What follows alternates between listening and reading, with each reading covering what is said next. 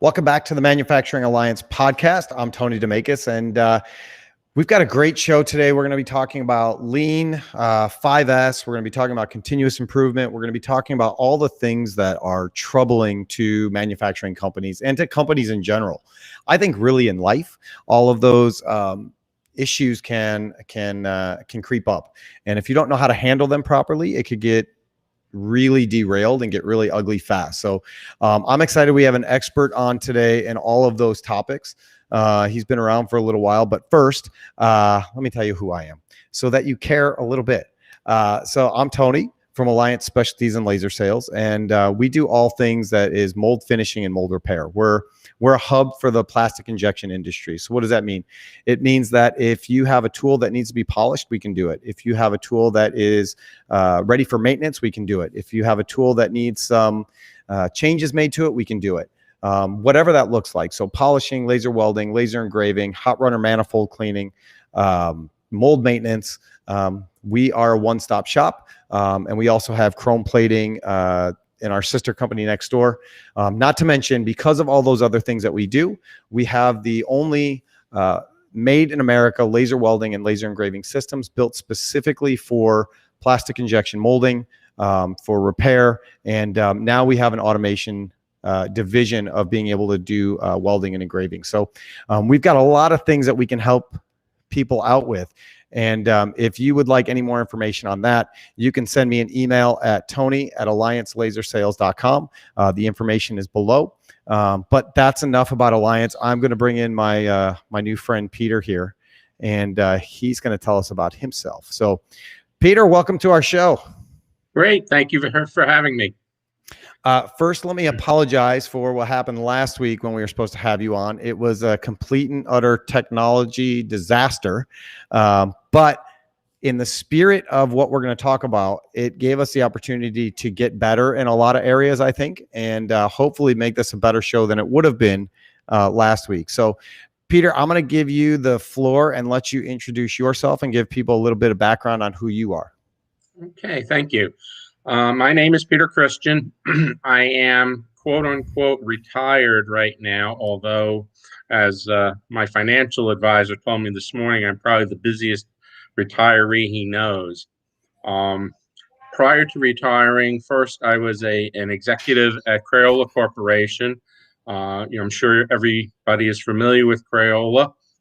You grew up with crayons and markers, and we were the producers of those. Best known in the United States. After I left there, and in that capacity, I worked in operations, engineering, research, and development. But when I left Crayola, I got into the consulting world. It was something that I had an opportunity to do coming right out of college, but I didn't feel that I had the knowledge or the experience to be able to tell seasoned people what they should or shouldn't be doing. But after having worked at Crayola and previously at Air Products, I had about 20 years of experience. I felt I had a pretty good knowledge base and had actually done a lot of the things that I was consulting with people on, so I could speak from experience. So I was in consulting for about 22 years. 5 years in, I started my own consulting practice with 5 other partners. We were a regional consulting firm in business consulting. Mostly in the Northeast Pennsylvania region, but we also dealt nationally and internationally. In that time, worked with about 300 different companies of all various sizes, some that you would recognize like Samsung, Deca Battery, Air Products and Chemicals, and some much smaller ones that you probably have never heard of, but we treated them all equally as well, and we're pretty much successful with them as much. My background is mostly in the operations side, although I've dealt in systems because systems are important to companies, particularly today. After I retired, I decided to start writing. I had accumulated a lot of stuff that I wanted to get out to people. So in that time, I've written and actually published 2 books. That we might talk about a little bit later on. The first one is called What About the Vermin Problem? And the second one is Influences and Influencers. I have written a number of articles for different publications, including Consulting Magazine and Design to Part. And I am also doing quite a few speaking engagements, particularly podcasts right now, because live speaking is still kind of on the outs, but hopefully that'll change soon. Yeah. So So that's a little bit about me. you're a little bit busy. A little bit, just a Yeah. tad. Yeah, which is a good thing, right? Because idle hands are the devil's playground. So if you can stay busy, you're in a better position, I think. They always say that when you retire, you shouldn't just quit and stop doing things. I worked with one fellow who did that, and literally within 3 months, he died. He never got out of his pajamas Yeah. every day. And you can't do that. I mean, if you're a busy person, you want to stay busy. There are aspects of consulting that I miss, the day-to-day interaction with folks, but I still do some of that too. And I'm actually teaching. I forgot to say, I'm an adjunct professor now at Alvernia University in Reading, Pennsylvania, teaching project management to people. So I'm keeping busy and keeping my hand in things. Yeah, it's good. It's good. So I want to encourage anybody that's listening to put questions in the chat, right? We're on YouTube, we're on LinkedIn, and we're on Facebook. And so what Peter and I really want to do is we want to answer questions that people have. I have a number of questions for Peter, but these conversations I feel go better when we have other people involved in them. Absolutely. I don't like talking at people. It's probably my least favorite thing to do. Whenever I'm asked to talk for anything, I prefer a question and answer session. It's what people actually care about, and it's the only way you can find out what people actually care about. I'm sure, Peter, that you've seen it where you work with a company and you go in and you say, "What do we need to do a better job for our customers?" And everybody has an idea, but nobody ever asks the customer, what do we need to do better for you? So you're just guessing. And the whole time you're not meeting their needs. Right. Right. And sometimes the customers don't realize what they really need. They need to think about it more. They see the visual stuff, the symptoms of the problem, but they don't get into what the real cause, we call it the root causes, are. Sure. And you really need to get into that because that's what you need to solve. You can solve the symptomatic stuff, but that doesn't take the problem away, and it'll crop back up fairly quickly. So you really need to get into what's causing the problem and solve that. And sometimes they don't know. They haven't delved into it, or they just don't have the experience to know. Yeah, and I think that's the challenge, because I think sometimes people, we see it in our own facility, right? We joked before we went live that I really don't want this to be a therapy session, because then Right. you're going to charge me a consulting fee. But we've had it a number of times where some people feel overwhelmed maybe, and they don't understand what the root problem is, like you said, right? They have all these symptoms or all these things that are going on, but we don't take the time to sit and develop what the root problem is to be able to develop a solution that's going to work. Yep. Yeah. There's something called a cause and effect diagram, and you want to find out what the causes are. A lot of times you try to treat the effects, what's happening, but again, you want to get into that's really the cause of the problem and find out what that is and fix that. So how do you do that? I mean, that sounds like something that could be very useful for me here at Alliance in our day-to-day lives. What would be the starting point to that cause and effect diagram to be able to start solving some of those problems? I think it's talking to the people who are involved on the day-to-day. They are the Okay. experts. And over time, they've come to develop various thoughts and ideas on how things could be done better. The problem is, in a lot of cases, they're not encouraged to come forward and share those thoughts with people. They're just do your job. That's not your job. Just do whatever it is you're doing. If you're a molder, just keep molding, or whatever the case may be. And that's disappointing. So it's really getting into talking to those folks and finding out just what is happening, and what are the things that are causing them difficulties that, if they were resolved, would make their lives a lot easier. I found that out working at Crayola, because when I started, I worked on the floor a lot. I got to meet the people who were actually producing, and they were willing to share Right. information with you. They were dying to do it, and they loved it when somebody actually took an interest and paid attention and actually worked with them on it and utilized some of the ideas that they had. They had some great ideas, and they got credit for it. I never took credit for what somebody else came up with. So I think it starts with that. The upper levels, again, they see the results, but they really don't know the details about what's happening, nor should they, because they're doing other things. But if you Right. get in and you talk to the folks that are involved, you get a lot of information. You'll get it very quickly. Yeah, and I find, to the flip side of that, it's one thing if to do the first step that you said, right? To go and ask the people on the floor, the people that are dealing with the situations, the people that are in the day-to-day, what's happening.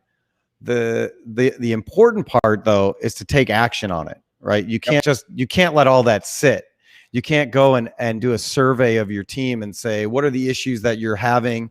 Let us help you. And then they spill their guts to you. They tell you what's troubling them, what's happening. And you go, cool, thanks for the information. And you do nothing because Oh, now you've broken trust on the other side. yep. And that's a cause for having them not share anymore. And there were many times I would go into a company to talk to folks and they go, well, what's going to be different now than the Yeah. last time? Because they've told us that they want to do this and then they never listen to us. And my comeback is, well, they're investing in me, they're investing time, they're investing dollars. So unless they're really foolish and want to waste all that stuff, I'm here to help, and I'm going to tell them the truth. I'm going to tell them what they really need to do, whether they like to hear it or not. And if they don't do it, then you were right and I was wrong, and things will go on the way they were. But I think now will be a little bit different because they brought somebody like myself in. So they've made that investment. I look at it like, do you ever watch, I'm sure you've seen it, Gordon Ramsay Kitchen Nightmares, right? Like they always fight Gordon that first day. At least that's how the TV show looks, but that makes Yeah, good drama. But if you're going to fight Gordon or Peter or whoever, you went on the show or you called Peter or you called whoever because there's an issue. right. If you're not going to listen to them, what's the point? Exactly. Then you're just dumping money for no reason. I don't have that kind of money to just throw away. No, and I've seen that. I've experienced that where I'll go in and they'll argue with me. They'll argue about what I'm saying or what I'm trying to get across.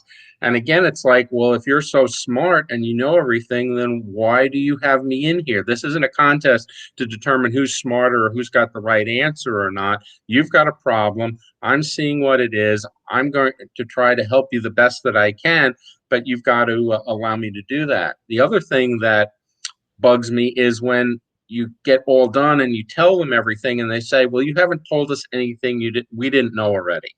And that bugs me because that's like, so in other words, you've known about this, you've allowed Hmm. it to happen, and you didn't do anything to change it. Yeah. Are you kidding me? Yeah. You've allowed all this time and all this waste to occur. It just really frosts me. So in a lot of cases, then I'll start to ask questions and I find out they really didn't know that. Okay. They said that they did because they want to look intelligent to their people or to me or whatever the case may be. Just listen and learn and do and stop trying to show me how smart you are, because quite honestly, if you were that smart, you wouldn't need me there. Well, and sometimes you just do need that outside perspective, right? You need somebody to point out, like, yeah, that really is an issue. You know, Right. to somebody that's colorblind, green might be brown, and to them that's real, but they need somebody else to go, no, listen, that's really green. Yep. Like, Peter and I both see that as green. You're the only one that sees that as brown, which means it's not brown. Right. Yep. Sometimes it's difficult convincing them it's not brown, though. It's really a fight. Yeah. Yeah. Brenda Clark from Hasco is with us. And Brenda has a question. Brenda says, what would be good questions to get the conversation started when you're trying to have customers address the true issues that they're facing? Great question. My opening line usually is, and in fact, I'm writing a whole sequence of articles on this. What keeps you awake at night? And boy, does that open the floodgates to people telling you about what is really on their minds, what is really causing problems, what is causing them to lose sleep, to spend inordinate amounts of their time. Nobody goes into work every day saying, oh, I can't wait to see what problem crops up today so I can solve it. They're hoping that they can get through the day with a minimum of problems and get done the stuff that they really want to get done. Unfortunately, then reality hits. Problems crop up that are ongoing, recurring, all that stuff. And you get done and you're drained at the end of the day and you say, I didn't get anything done. I was busy as all get out, but I really didn't accomplish one thing that I wanted to do today because I was fighting fires. I was dealing with problems. When are these issues going to go away? So you start with that. Quite honestly, you're going to get a ton of stuff without asking anything else. But then there are other things you can ask, like, what are your KPIs? What do you measure? Do you measure anything? And how good are they? Right. How are you measuring them? What are your expectations, and how close are you coming to them? I mean, one question just leads to the next. And what you have to do is you have to listen to the answers and then frame the next question accordingly. You don't want to just have a rote, I got to ask question one, I got to ask question two. If you really listen to people and you get them to open up more and elaborate, you get a lot of information. Then, like I say, you don't just deal with one person.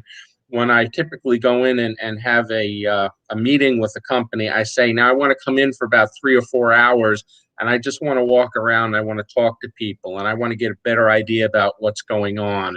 And here's some of the information I want you to put in front of me that I can see. That type of thing. And there's no cost to you. It's all for me to get a better idea of what's really going on so that I can structure what I can do for you and how I'm going to go about doing it. So hopefully that answers your question. And I think what can happen is you get people that are the heads of departments or the leaders of companies, and they don't understand that step because they have this idea that I know everything that's going on in my shop. I know the issues that they're having. I can tell you. You don't need to take time away from my staff or my people or whoever to find out what's going on. I'll tell you. Just sit with me. But sometimes they've heard those things and they have blinders on and they don't want to recognize it because they don't see it, right?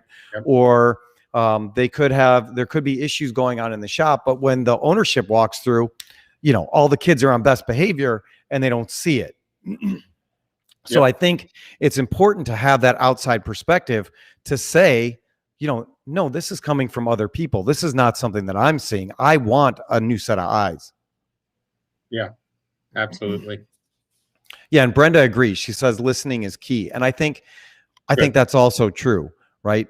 What I find difficult sometimes is how you get somebody to tell you the truth. Because we've all been that person at a restaurant where the server comes up and they say, how was your food? And, you and I could be having a meal going, this really is not very good. And the server comes up and says, how is everything? And we both look and go, it's great. Yeah, thanks. Yeah. Just to make them go away. But in reality, we walk out and go, we're never going there again. If you look at people, though, and you look at their body language, you can tell when they're faking it or not telling you the complete truth. You get a sense for that. And again, then you start to probe more. You ask them more questions. And as you talk to other people, you find out that there's contradictions. They're going, no, or, oh, they haven't been on the floor in 6 months. So how would they know what's going on, Right.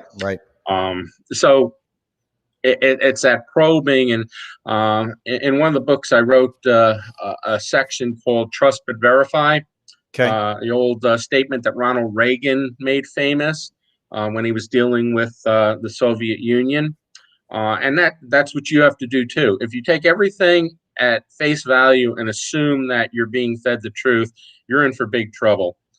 You've got to probe a little bit more. Now, that's not to say that you don't believe people, but if you get verification on it, great. If you don't, you know that there there may lie one of the problems. Just like you said, Gordon Ramsay, you know, he goes in and he has a certain viewpoint on what's going on, and as he gets through it more, he finds out, well, that wasn't the problem as much as it's over here. You know, the Right. owner is the problem instead of the employees, or you know, something along those lines. Well, So, with that example, right? He sits down, he eats the food, and he goes, "This food is terrible." What? I mean, mhm, why?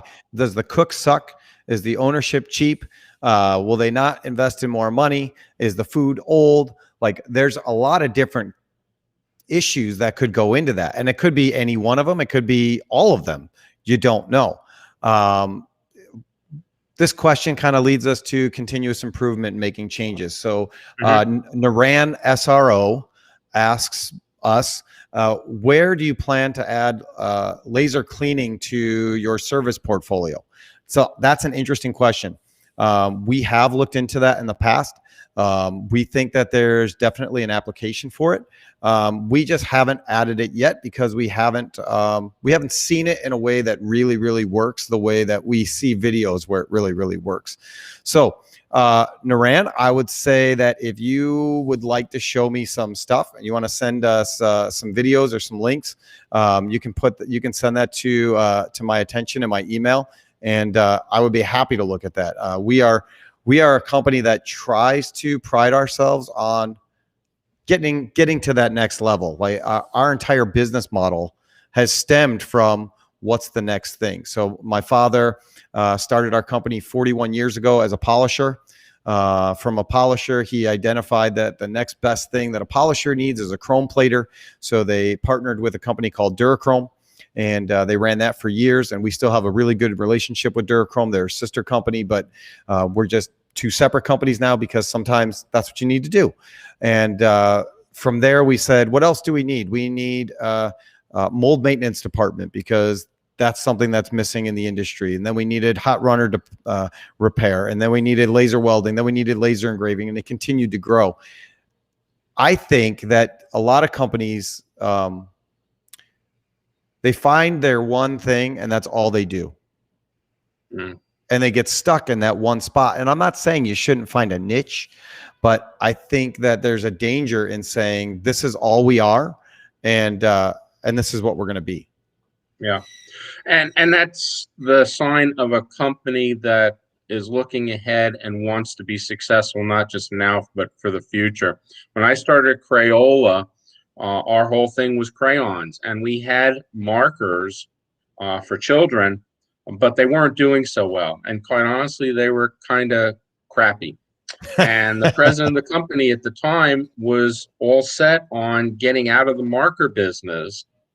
And myself and a bunch of marketing folks and some other people in various areas said, give us a chance. So we revamped the entire marker product and the product line, made them look like crayons, gave them nice colors and different packaging and so forth.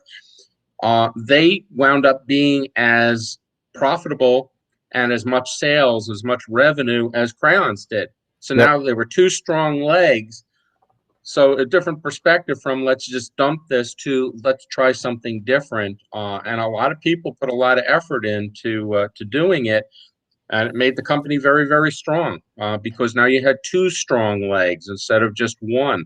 So you've got to be looking at that type of thing and looking ahead. Like you said, it's good to have your foundation and you want to keep that strong, but then you need to add to it because things do change. Businesses change. Look at all the businesses that were strong years ago that either are weak now or are non-existent because they didn't stay up with things that were changing in the marketplace. Yeah, and looking into that diversification, do you find that a lot of companies they're open to trying something, but at the first sign of failure, they just fold that up and go, nope, that's not for us, instead of doing what you said? Too often, yes. Those are the ones, and that's one of the things that's determines success versus non-success is commitment. You can't just try something. You've got to be committed to making it happen. Now, in some cases, it may not work out, but at least you know that you've given it the effort. But as soon as you see the first point of failure or problems, that you just fold the tent, so to speak, you weren't really committed. Okay, you look. I'm watching the program on the History Channel called "The Food That Made America Great," Okay. and things that we take for granted today with brands and products in that. They didn't have a good beginning, but the people who started those things, the Ray Krocs with McDonald's, the owner of Domino's Pizza and Pizza Hut, they didn't have it easy starting. They had a lot of struggles and they could have folded, but they were committed to making it happen. And today we take, like I said, we take it for granted. They're multi-billion-dollar businesses, worldwide enterprises, but they weren't when they started. Right.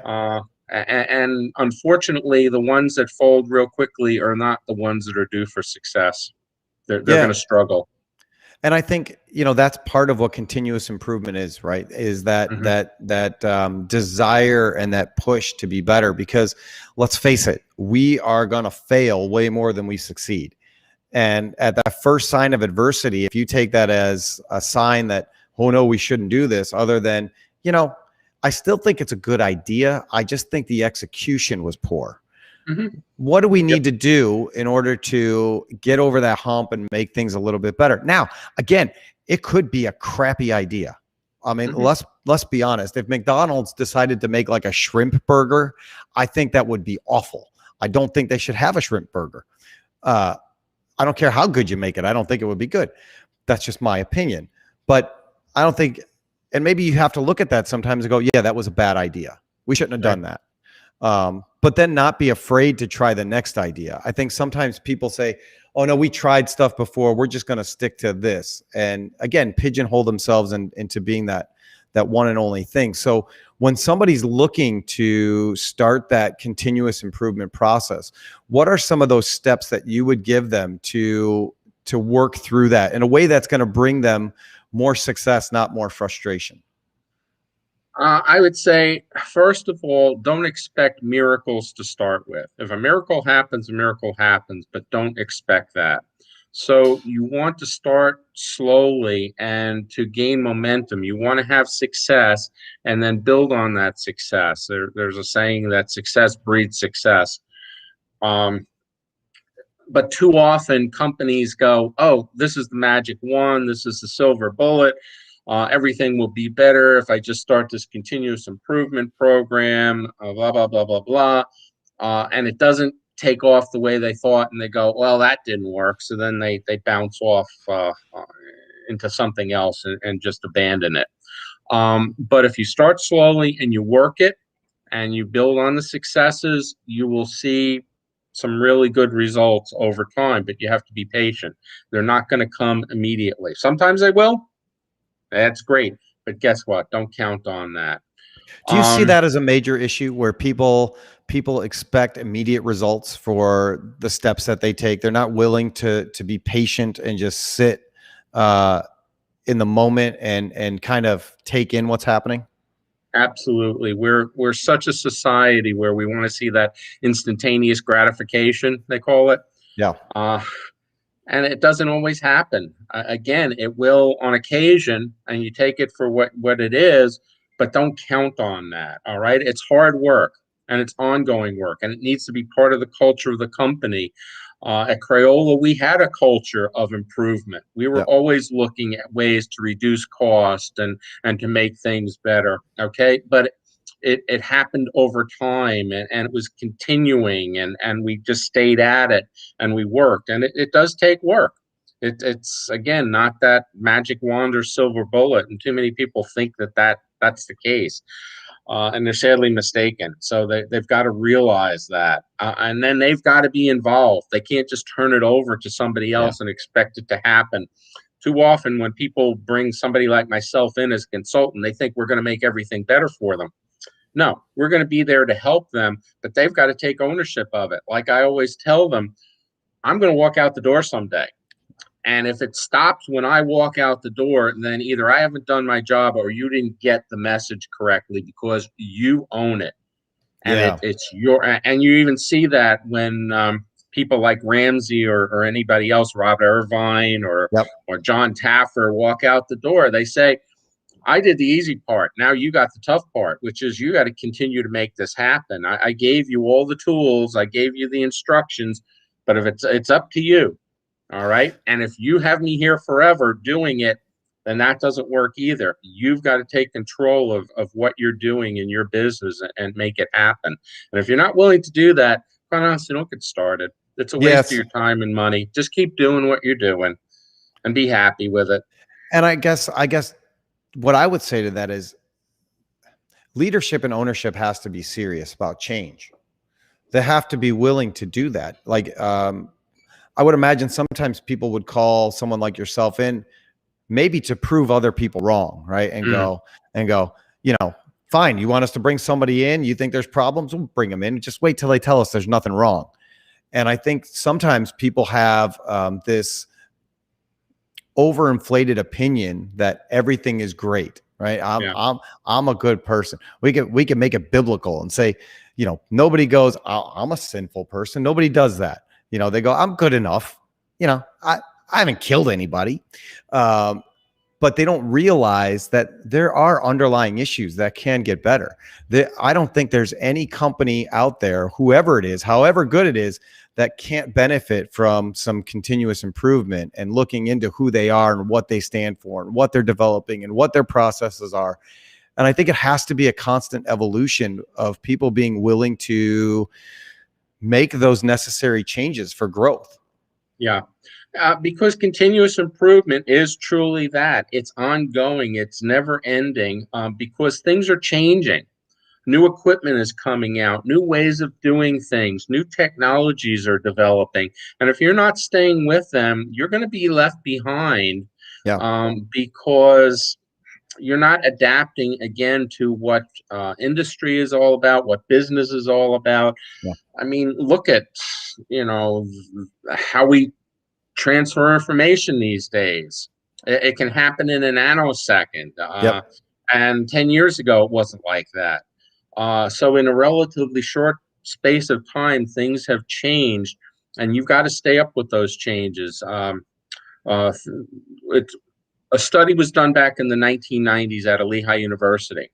And what they determined was, 3 professors, that the companies that were succeeding were agile. And what agile was they were responding to what was happening in the marketplace, and they were adapting their businesses according to that.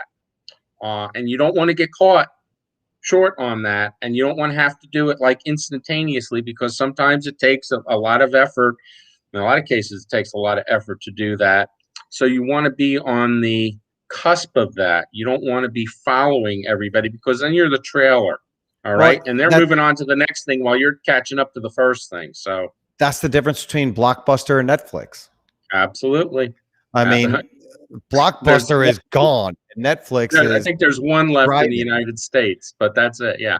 I think I drove past it. I don't know where it was, but I don't know who's going there. I don't know if it's just if it's a cover for something else. I didn't go inside, so I don't know. Oh yeah, you can grab anything off of the internet now. You can stream it. You don't have to go running to a store and take out that DVD and whatever. Yeah, and they didn't stay up with it, and they could have. They had the opportunity to do it. They chose not to. Netflix took it and ran with it, and boom, went right past them. And you can go down the line, right? Like Kodak, Enron, BlackBerry, all these companies that had that cutting edge technology. And they said, this is what we do. We're fine. Leave us alone. We don't have to do anything else. This is going to last forever. And then kaput, something changes and you don't see it. And you have to be ready to pivot quickly. I think sometimes, and I'm not a planner. I'm a terrible planner. Mary Kate always wants to kill me because I'm a terrible planner. My wife doesn't love my lack of planning. But what I find in my life anyways, is that every time I make a plan, it goes wrong anyways. So I have a direction. Like I I see the end. I just don't know how I'm going to get there yet. And so I know that's not ideal, but it allows me to pivot quickly. So if something gets in the way, I can jump to the left or the right and then keep going in the direction I'm trying to go in, right? And just keep, I want to go north. So north is my direction. But if something comes in from the east or the west, I'm going to pivot. I'm going to make that adjustment. I can't have a play-by-play breakdown. Right. Right. Last week we had a plan. Yes, we did. It was an ironclad plan. The only thing we couldn't plan for was technology. But so we accommodated. We made adjustments. Yeah. And what we ended up doing is, we were using Zoom, and Zoom was not cooperating that day. Right. We've been using a system called Restream to put our podcast and our show to all the different technologies. And I'd always wanted to use the Restream Live Center. And I never did it because I already knew how to use Zoom. I thought it's good enough. There's no reason for me to learn something else. It's serving our purpose. And then as soon as that happened with Zoom, it forced me to look into Restream because I didn't want to deal with that again. And what we ended up doing is creating something that I think is a better situation and a better product to our quote unquote customer, end user, listener, watcher with different things that we couldn't do before because that technology was limited. But if we didn't have that struggle, we wouldn't have had the benefit of what that struggle brought us. And we could have just said, to hell with it. We're just going to use Zoom again next time and try it. But it forced us to go, I don't want to do that again. That was extremely stressful for me, for Peter, for Mary Kate, for whoever else. Then we had questions, people sending us questions. Oh, what happened today? We look forward to the show. Well, and it's great, but it sucked. And so to me, this is way better. I like that we have this nice background. We got our logo in the top. We got comments that come across. It forced us to almost reinvent ourselves and push to be something else. And I think people need to realize that when you develop a plan, you're going to have issues that are going to crop up. The plan's not going to be perfect. Anybody who's worked with projects and basically with anything realizes that things are going to happen, and you've got to be adaptable and deal with them. Yeah. If you throw your hands up and go, "Oh, woe is me," well, get real. And we did. We adapted to it. We had a choice. We could have continued. We could have just done an audio that day, but we decided that we wanted to have the visual, so we put it off for a little bit, and we're still accomplishing what we wanted to. We didn't hurt anything. We were just a couple of days off from what we originally said. I remember one time when I was in charge of quality at Crayola, and we had a problem out on the manufacturing floor. Some of the boxes were not running properly for one of the products we were making. So I went out on the floor and found out that the manufacturer had glued them in such a way that they wouldn't open properly. And the plant manager was, or not the plant manager, but the production manager for that area was carrying on, and he's ranting and he's raving and, "Oh, I need boxes." "Yeah, you need boxes. I understand that." I said, "Well, guess what? If the ones you're running are bad, probably the ones that you have in inventory are bad, and probably the ones they're carrying at the plant where they made them are bad. So we're going to have them remade." Yep. And I'm kind of acting the way I'm acting right here. And he looks at me, goes, "Well, you don't really care about this, do you?" And I looked at him and I said, "Well, what do you mean?" He goes, "Well, you're not getting mad and you're not, ranting." And I said, "Well, what good does that do? If I get mad, is it going to give you good boxes? Is it going to make anything different? We know what we have to do. We'll get in touch with the company. We'll get it all straightened out. And by the way, they're going to pay a price for it. They were a certified supplier of ours. Yep. They lost certification. What that meant was they got no new business from us. Yep. Okay, until they had to get recertified, which was going to take them at least a year. So it cost them, okay? And in the meantime, we solved the problem. Go run something else. Take the people, put them on something else. You got plenty of other things to do, and we'll get it resolved. And within a week, he had new boxes. He was up and running again. But right away, people want you to, get crazy and do sorts of crazy stuff. And it's like, why? Is that going to make it any better? I think that's so important. I mean, there's so many times where people they go directly to anger. Hmm. And maybe that's just they got other stuff going on. I don't know. But, if you can just stop and breathe and assess and then move forward. Ray Coombs from Westminster Tool told me poem. Before he goes into any meeting, he practices poem. Plan, organize, execute, and measure. He doesn't do anything without going through those things. And no part of there is angry, right? Now, you may get frustrated. You may have to pull somebody aside and have a stern talking to. But what I found is, I'm not going to say never because then I would be a liar. 90% of the time, there's no reason to start yelling and screaming. Nobody wants to hear it. Nobody listens to you more. Feelings get hurt on both sides. If you can just be calm with somebody and have a conversation, it gets things much further along. And even if that person across from you is getting all amped up and crazy, if you yourself can breathe and stay calm and have a conversation, that other person tends to back down a little bit because I think they hear themselves and, they're trying to goad you into getting mad with them. And if you just don't, it brings the conversation down a little bit. Yep. Yep. And then you can make rational decisions. Yes. If you're frustrated with Crayola because they glued the boxes wrong and you call them and you're like, yeah, we're never using you guys again. Throw everything away. You're dead to us, right? Then what happens? Then you got nothing. Now you got to find new suppliers. Now you got to find all these other things. And you burned a bridge that you didn't need to burn. You had a small issue. You didn't have a huge issue. It seemed like a big issue, but it wasn't the end of the world. It's just that this didn't go the way it's supposed to go. Right. Right. And there's always a resolution to something. Okay. It may take a little time and it may take some patience and some cost, but you get it resolved and you work it through. But again, if you're carrying on about it, chances are good you're just going to make the situation worse. And like you said, you're going to alienate people. They're not going to want to do things.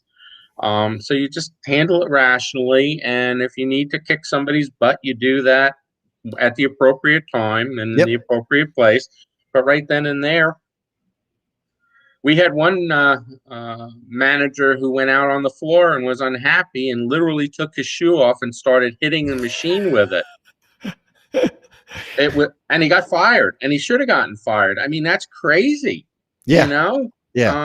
You walk out, you go, and then you call the appropriate people in, and behind closed doors, you can chew them out and get things resolved. But you don't act like that. I mean, that was infantile. And I'm thinking, this is a senior manager doing that. I couldn't believe it. I wasn't there to see it, but I heard about it, and I went, I don't believe that. Neither could anybody else. But because what I would see is, how do I trust this guy? How do I trust this guy with any other decision that's going to go on in my shop?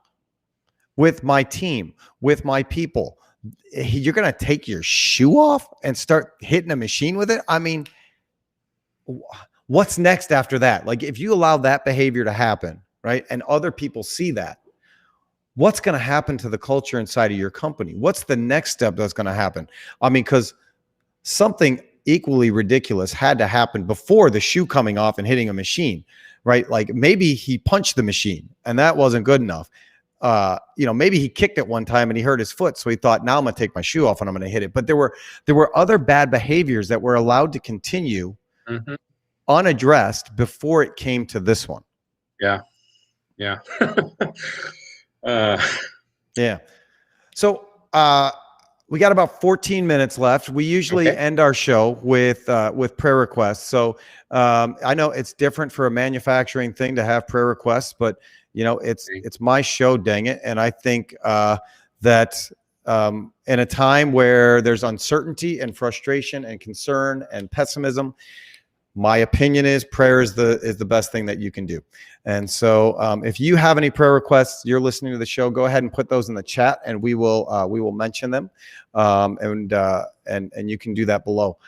So Peter, what's in your books? Can you give us like a brief breakdown of the two books you have and Sure. what somebody might might get out of them. And on top of that, if you have a question for us, or if you're interested in one of Peter's books, you can put that in the chat as well. We have a couple copies that we'll give away.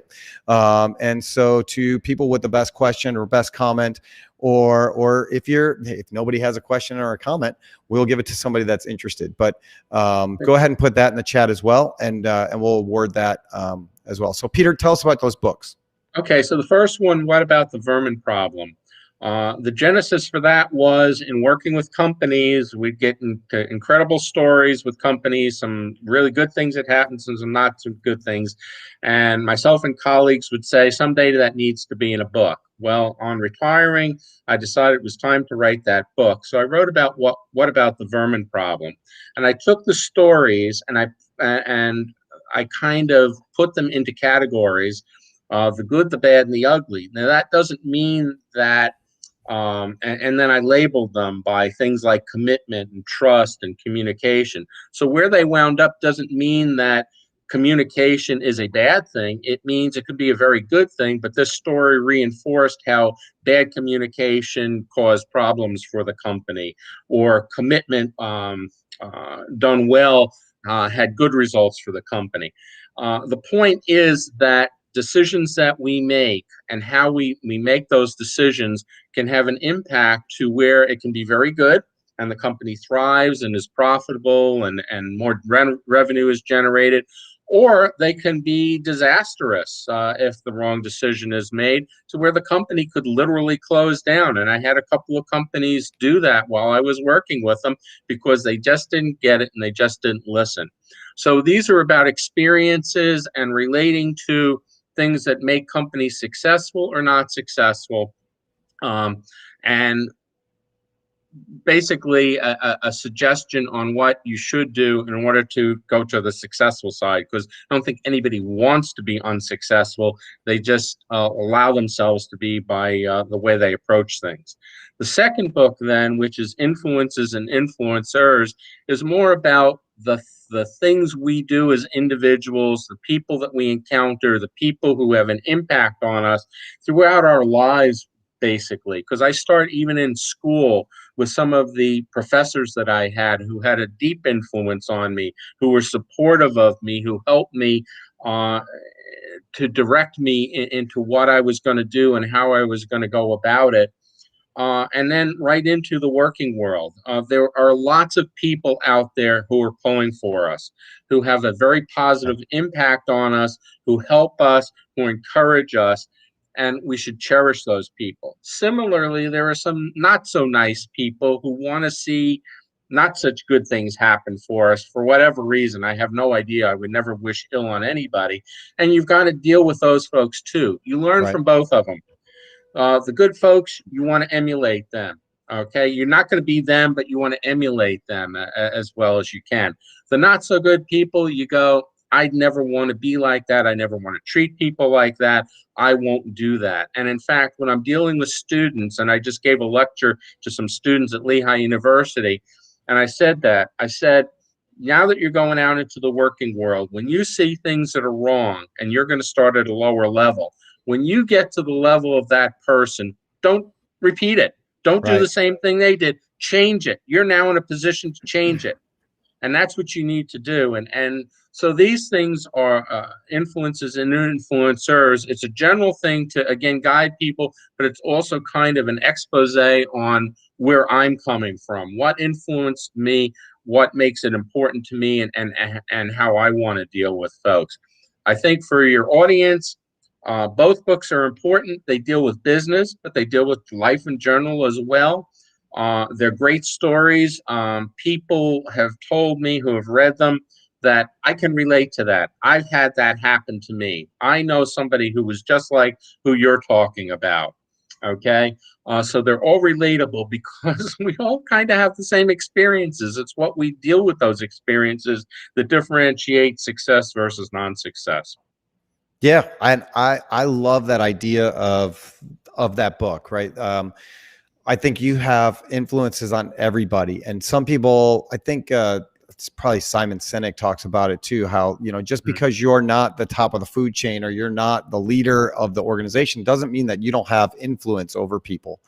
all of your actions, all your behaviors, all the things that you do, the things you say, they have some sort of influence on the people around you. And it's very short-sighted to think that you can't learn from all those people.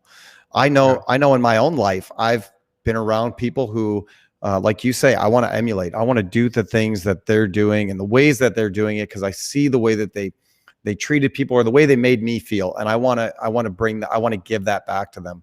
And likewise, I just want to share one thing. Again, when I was working at Crayola, like I said, I started off and I was an industrial engineer and working with folks, and I made friends and dealt with different people.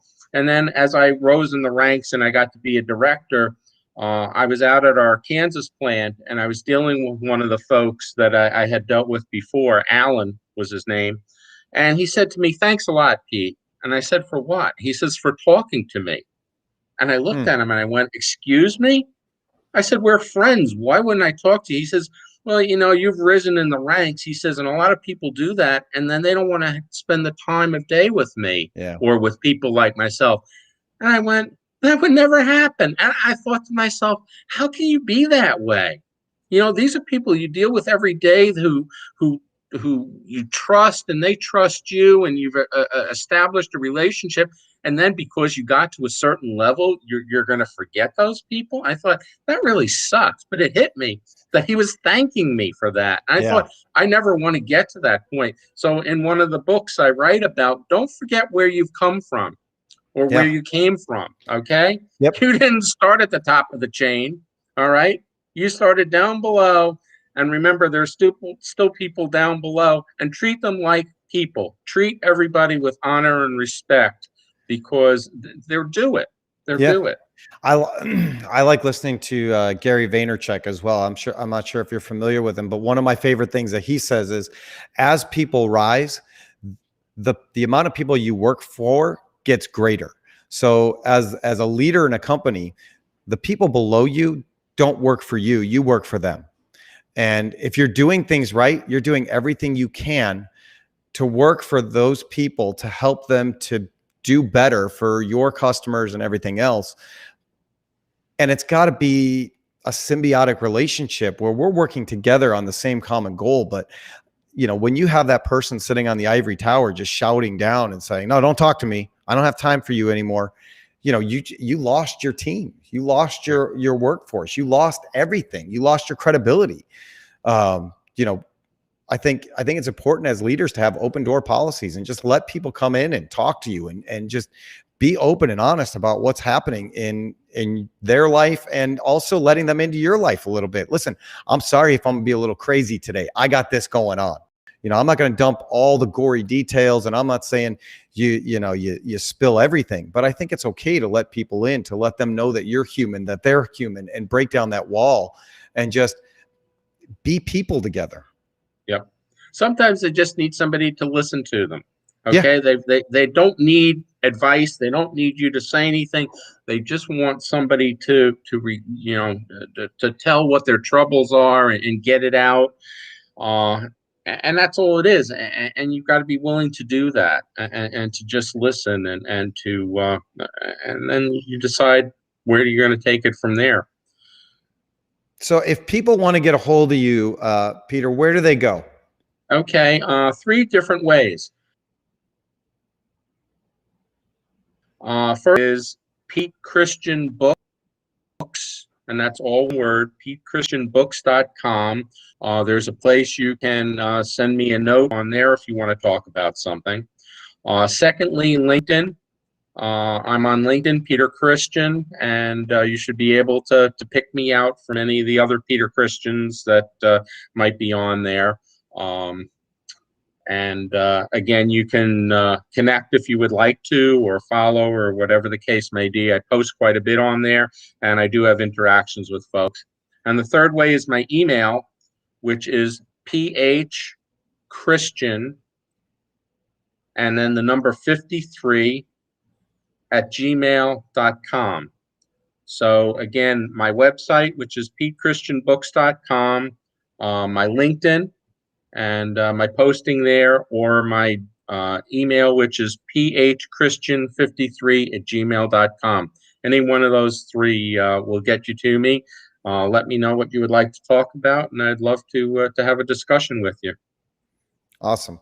So before we get into we're going to wrap up here. I mean, I think we talked about a lot of stuff. I'd love to continue the conversations another time. I think, the amount of stuff we talked about, we still didn't get to 5S. We didn't get to leadership. We didn't get to all those things. Sounds like another podcast sometime. Yeah. I mean, I'd be happy to do it. I think there's so much stuff that people, there's questions that people don't even know how to ask. They're having issues with their company and they don't know where to turn. And I think what people forget, and maybe what they don't know, because everybody has this wall of perfection that they try to put up, is not letting people in and realizing that we all have the same problems. And if we are open and honest with each other, we can achieve and break down those barriers and get into better things. That's why I love the TMA and the AMBA and SPE and all those NAM and Illinois Manufacturers Association, all those organizations that we're happy to be a part of, that bring together roundtable discussions where folks can just be honest with each other and sit around and not try and be like, oh, I'm perfect, but realize, hey, I have friends like that. Alex Hoffer, I can go and I can call Alex Hoffer from Hoffer Plastics and I can say, Alex, I'm struggling with this. Have you dealt with it? How do you get through it? And, he'll give me honest feedback. And, we're customers, and I don't have this fear that he's going to say, oh, I can't work with your company anymore. You have those issues. He's going to help me through it because he's already been there. He's done that already. And I think that's critically important to success, is to have that network and that circle that you can be vulnerable and real with and grow with. Yep. Yeah. Like I said, there's a lot of people out there who are willing to help you if you just ask. Yeah. If you just ask, that's all it's a simple matter of. Okay. There have been plenty of people in my life. I didn't get to where I was today by doing it all on my own. There were a lot of people who helped me along the way, and I can never thank them enough. Yep. For doing that. And this is my kind of way of paying that forward, trying to help other people through giving them the experience of my knowledge and background and things that I've gone through. Not like my kids used to say, why are you telling us not to do that? We need to experience it on my own. I'm going, well, if you're going to hurt yourself, I would think you would want to know in advance so that you don't hurt yourself. But if you don't want me to tell you, be my guest. So why would you want to do that? If there's somebody who can tell you, don't do that, or do it this way, because I've experienced that, I got the scars to prove it, you don't need to do that. If you do it this other way, things should work out pretty well for you. That's a perfect segue into prayer.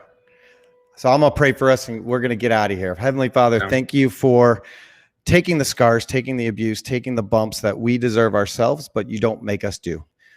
We thank you for all the things that you do for us, the fact that you have everything planned out in advance. And we just pray that you would be with those who are newly married, people that are going through things, people with health issues, and that you would give us the confidence to put all our trust and faith in you. And it's in Jesus' name we pray. Amen. Peter, thank you, my friend. I look forward to doing this again with you. If you need anything from me, please let me know. This will be on iTunes. This will be on Google Music, Google Podcasts, all those places that you can find us, and YouTube forever. So, Peter, thank you. Let's do it again soon. Absolutely. Books are on the way. Great. Thank you. Yeah. All right, everybody. I want to thank you once again for listening to the Manufacturing Alliance podcast. It's awesome to talk with Peter and to discuss all those things. If you have a topic that you'd like to talk about, please send us an email and let us know what it is that you want to discuss or what you'd like to hear us discuss. Same thing if you'd like to be on the show. We'd love to hear your story. But we've taken up enough of your time for today. So until next time, on behalf of myself and Peter Christian, the entire Alliance family, take care and God bless.